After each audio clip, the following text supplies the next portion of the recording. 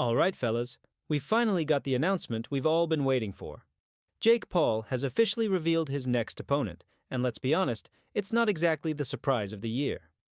After weeks of speculation, rumors of cancelled contracts, and name after name being thrown around in the boxing rumor mill, the YouTube star turned boxer has now confirmed that he'll be stepping into the ring against Julio Cesar Chavez Jr. this June. Now, if you're someone who only follows boxing casually, or if you're just a fan of influencer fights, that name might make you do a double take.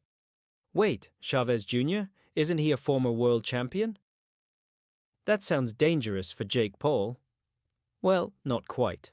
And that's what we're diving into today. Before we really get into the nitty-gritty of this matchup, make sure you hit that subscribe button and turn on notifications so you don't miss any breakdowns, updates, or takes here on Knock On. We cover all the real angles you won't hear in the mainstream media. This isn't just about who's throwing hands, we're digging into what's really going on behind the curtain. Let's get this out of the way.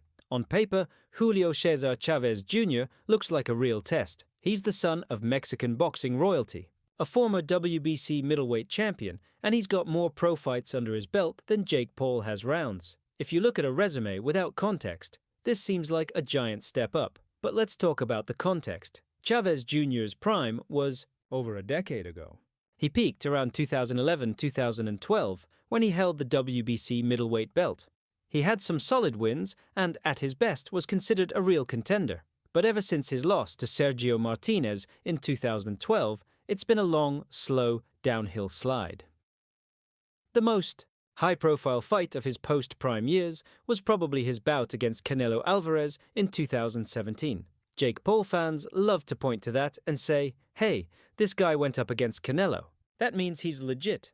But here's the thing. Canelo dominated him, won every round. It wasn't even close. And from that point on, Chavez Jr. has become more of a cautionary tale than a champion.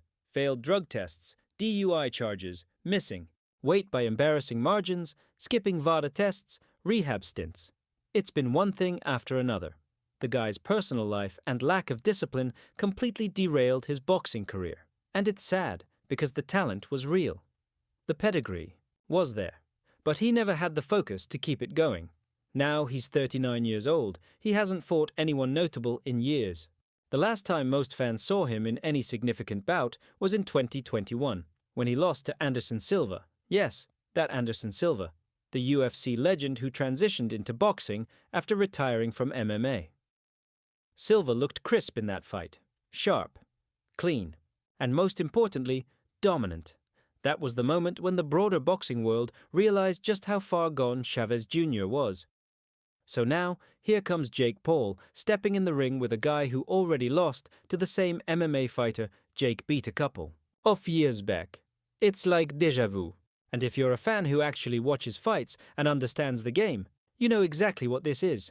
It's another calculated move by Jake Paul and his team. Now look, I'm not trying to trash Jake entirely. He's been smart about how he's moved through this industry. He's figured out how to generate hype, get the casuals talking, and sell pay-per-views. He's got a solid right hand, decent fundamentals for someone with only a handful of fights, and most importantly, he knows how to pick opponents who bring name value without bringing real danger. This is a pattern we've seen over and over. Again, Nate Robinson, Ben Askren, Tyron Woodley, Anderson Silva, Tommy Fury, although, to be fair, Fury was the one guy with some real boxing experience. And what happened? Jake lost. Not badly, it wasn't a blowout. But he lost. That tells you something right there. So why Chavez Jr.?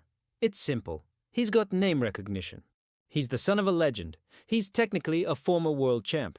That's 3 easy marketing checkboxes right there. And most importantly, he's beatable. Let's talk about conditioning. Chavez Jr. hasn't gone deep in a fight in years without gassing out. His last bout, a low-profile match against former UFC fighter Uriah Hall, was on a Jake Paul undercard, funnily enough. He barely scraped out a win and looked labored doing it. The guy struggles to stay in shape, and you can bet the Paul camp. Watch that fight closely. And here's where it gets interesting. This Jake Paul versus Chavez Jr. fight is scheduled for 10 rounds. 10. That's not just random.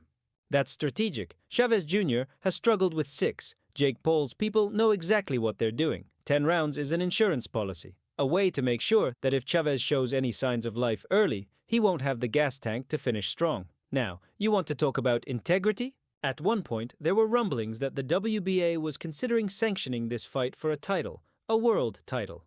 That's how far down the rabbit hole we've gone with crossover boxing.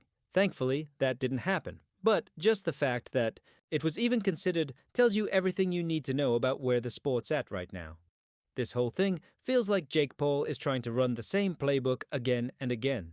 Find someone with a name whose best days are long behind them and build the fight as if it's the biggest risk of his career. And if he wins, it's Jake Paul beats former world champion. And if he loses, well, he dared to be great. It's a win-win narrative for him, but it's a lose-lose for the credibility of boxing. And here's the kicker. Chavez Jr. wasn't even Jake's first choice. For a while, there were serious talks about him fighting Mike Tyson. Yes, Mike Tyson.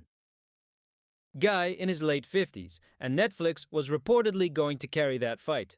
But now, this one isn't on Netflix. That tells you something too. It's not that Netflix lost interest in Jake Paul, it's that this particular matchup isn't big enough to draw mainstream numbers. That should say it all. Jake Paul needs a dance partner with more clout than him to generate buzz. On his own, he's not moving the needle like he used to. His name doesn't carry the same weight it once did, and this fight is a clear example of that. That's why Chavez Jr. makes sense. He's got name recognition in Mexico, and putting Gilberto Zurdo Ramirez on the undercard is an obvious attempt to pull in the Mexican fan base, who are some of the most passionate in the sport. But here's the sad truth. Jake Paul already said Chavez would be too easy. He literally dismissed this matchup in the past, and now he's trying to sell it as his most dangerous test to date. Come on, man, let's be real. If Chavez Jr. was even half of what he used to be, Jake Paul wouldn't have touched this fight. He wouldn't have gone near it. But right now, it's just another play, another step in the Jake Paul show. And unfortunately, the circus isn't leaving town anytime soon. What do I want? Honestly, I'd love to see Chavez Jr. turn back the clock, come out with fire, shock the world. But the truth is, he won't. He'll probably have a decent first round or two, then fade fast. And Jake will get another highlight reel win on his record. So what's the takeaway here? It's that we're watching the same movie again. Different title, different opponent, same script. But hey, now I want to hear from you guys. What do you think about this fight? Do you think Chavez has any chance? And what's your overall take on Jake Paul at this point? Drop your thoughts in the comments. Let's talk about it. And if you enjoyed this breakdown, hit like, hit subscribe, and I'll catch you in the next one. Thanks for watching, fellas. You're the reason this channel keeps going strong.